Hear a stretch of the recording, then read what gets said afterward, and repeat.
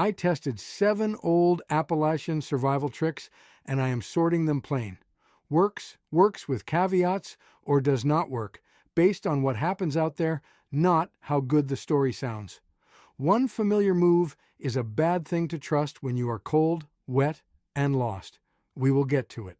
A wet person in the wind, lying against cold ground, loses heat through wet clothing, moving air, and the ground itself, and that can turn into hypothermia. A clear running stream can still leave you with waterborne illness, and you can spend daylight and energy grinding at damp wood for a fire that never comes. The old mountain ways were not ignorance. A good many were tested family practice, but useful practice and tall tales got mixed together, and the way to separate them is to ask what the thing actually does. I have lived in these Appalachian mountains my whole life. We will start with fire materials that earn their keep, then deal with friction fire, water, shelter from the ground up, ridges and drainages staying put, and the hard stop rules for wild food, snow, snakebite, and rescue. First, we need a sorting rule. Old mountain knowledge is not all one thing. Some of it works because it solves a plain physical problem. Some works only when the material is dry, the ground is right, or the person using it has practiced. And some of it is just a story that got repeated often enough, nobody stopped to ask what happens when you trust it. So, that is how I am sorting these. Works with caveats. Does not work. I have lived in these Appalachian mountains my whole life, and what my mama, my pop, and my grandmama passed down deserves better than being called foolish just because it is old, but it also deserves better than being dressed up as a survival method when it is only a tall tale. Before you use any old trick, ask 2 questions. What problem does it solve right now? And what does it need in order to work? If you are wet, the wind is on you, and cold ground is pulling heat out of your body, a dramatic fire trick may not be the first problem. If stream water looks clean, that does not make it safe. If you do not know where you are, a tree is not going to point you home. These examples come from these mountains and country like them. The rules about heat loss, bad water, injury, and getting found travel farther. And we will start with the old fire materials that earn their keep because resin and char catch heat for a reason. Fatwood and pine knots works with caveats.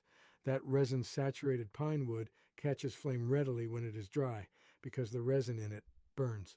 A small shaving from a dry piece can give a flame something to build on when ordinary fine tinder is being stubborn. Char cloth works with caveats too. It is natural fiber cloth turned to carbon and a spark will catch in it easily. Then you transfer that glowing heat into a dry tinder bundle.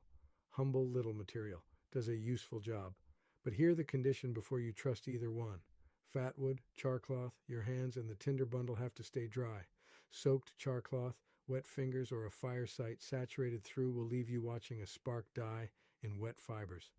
A fire starter is a head start. It is not a promise. This is family practice, and I judge it by one plain question. Will it catch heat when the little dry stuff around you will not? If it will, it earns its place. And check the rules on the land you are standing on before collecting deadwood or making a fire. Park rules, landowners, and local law decide that. Knowing an old method does not give permission to use it. Now, dry tinder is only part of a fire. Friction fire asks for dry material too, and then it asks for skill. A bow drill or any friction fire works with caveats. It is real.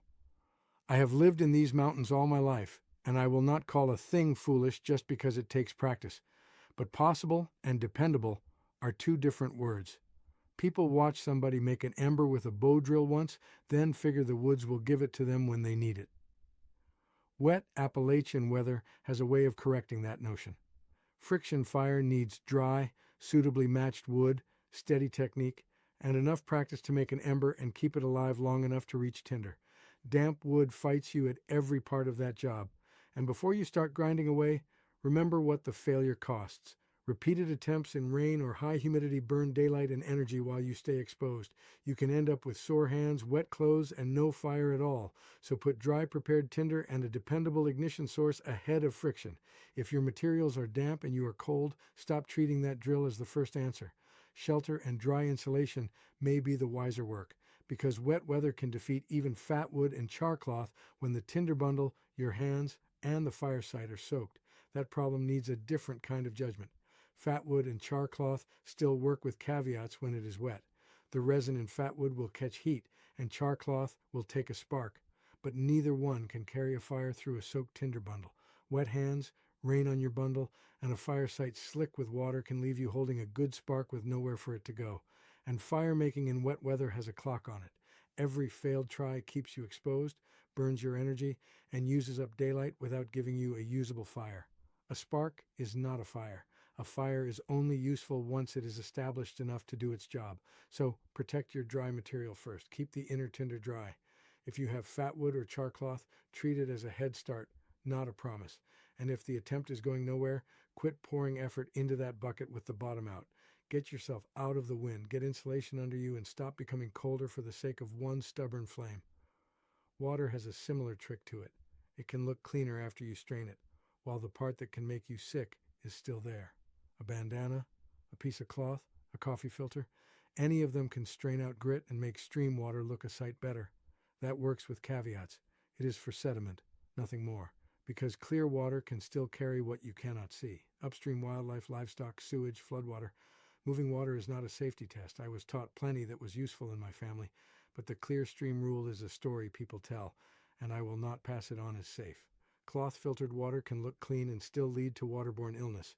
Boiling is the one I label works when you have fuel, time, and a container or safe way to heat it. Heat inactivates many disease-causing microbes. Before you pour that water anywhere, though, remember this: clean hands and a clean container matter after boiling, or you can put contamination right back in.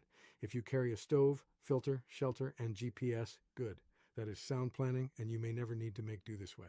Check that your treatment method has what it needs, including a usable container if boiling is your backup. Waterborne illness comes from something entering your body. The next danger is heat leaving it through wet clothes, wind, and the cold ground under your back.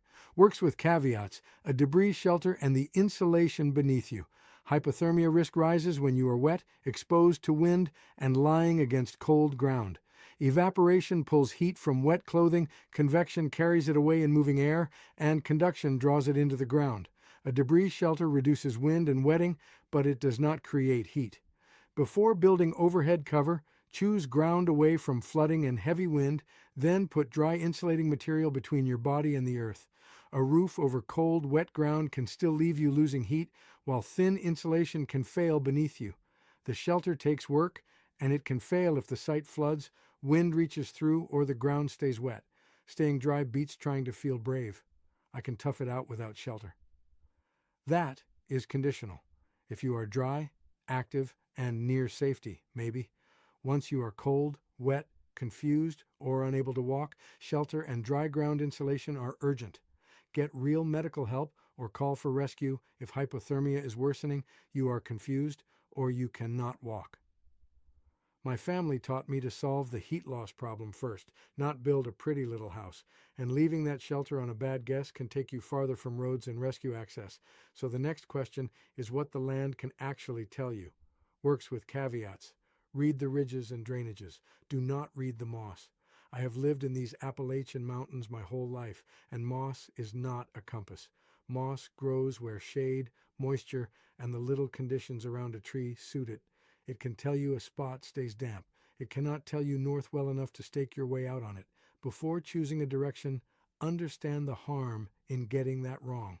A bad guess can carry you deeper into a drainage, across a hazardous slope, or farther from roads and rescue access. Use the land only through a reliable map relationship: ridges, drainages, streams, and known roads or trails. A ridge divides where water runs, and a drainage gathers it. If what you see connects clearly to something known, you have useful information.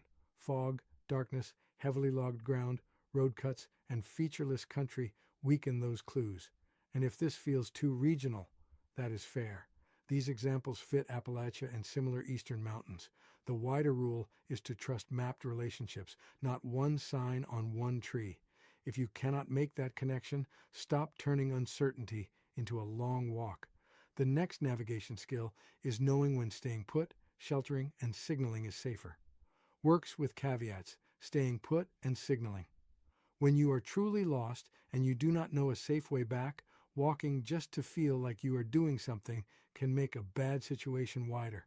You cover more ground, get wetter, spend more strength, and give anybody looking for you a bigger piece of mountain to search.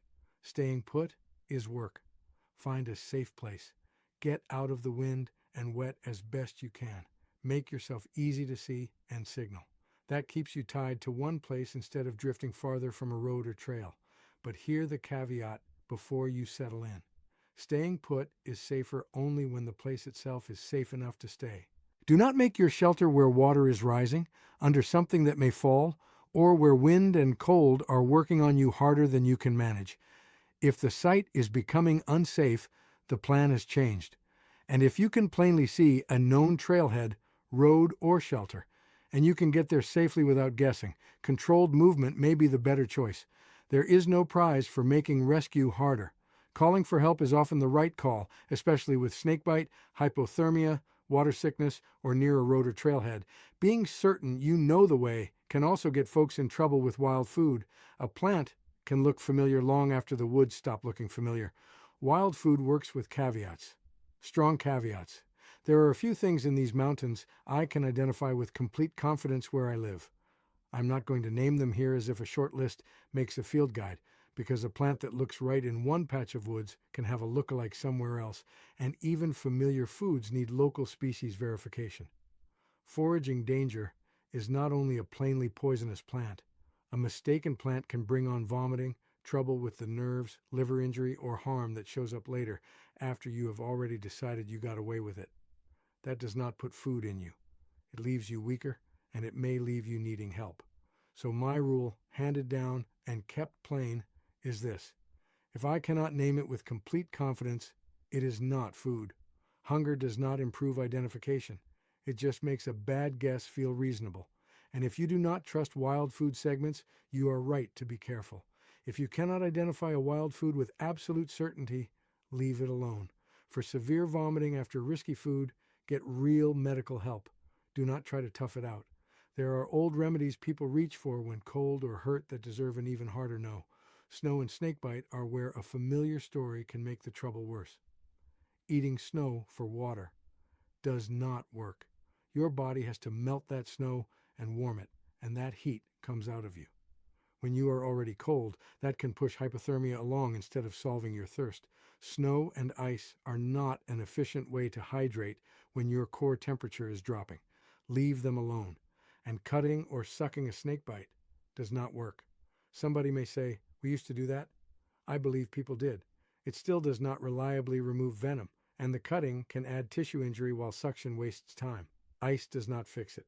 A tourniquet used wrong can make matters worse. Do not try to catch the snake either. If a venomous bite is possible, keep the person still, remove rings, watches, or anything else that may tighten with swelling, and get urgent medical help.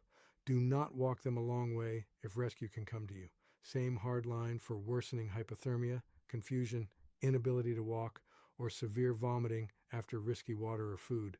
Call for rescue or get medical help. Toughness becomes delay, and delay is no remedy. That is the part I will not soften up for an old story. Keep the useful knowledge. Leave the dangerous story in the woods. The habit that keeps old knowledge useful is asking 3 questions before you trust it. What problem does this solve? What condition does it require? And when do I stop improvising? Fatwood and char cloth solve the problem of catching heat, but only while they stay dry. Boiling addresses microbes in untreated water. Dry insulation slows heat leaving through the ground. Ridges, drainages, streams, and roads can help with direction when you can read their relationship.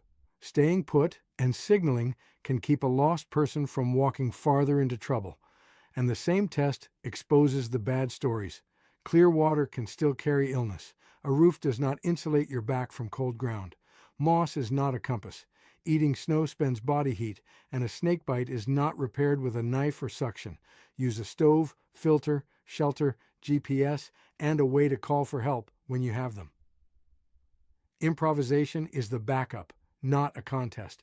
I make these videos because the knowledge handed down through my mama, my pop, and my grandmama deserves to be carried forward accurately. Keep what works, name what does not, and stop where medical care or rescue begins.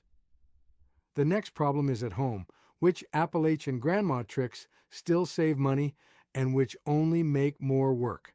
That is what I will cover in 20 Appalachian grandma tricks that still save money today. Before you head out, check the gear that covers fire, water, shelter, navigation, and communication. That check is worth doing before a trip because a skill is backup, not a reason to leave the stove or shelter behind. If the job is at home instead of out in the woods, what old making-do knowledge still earns its keep? In the next video, 20 Appalachian grandma tricks that still save money today, I'll sort the household habits that genuinely reduce waste and expense from the ones that only create more work and show what each one actually changes. Keep the useful things dry and leave the dangerous stories in the woods.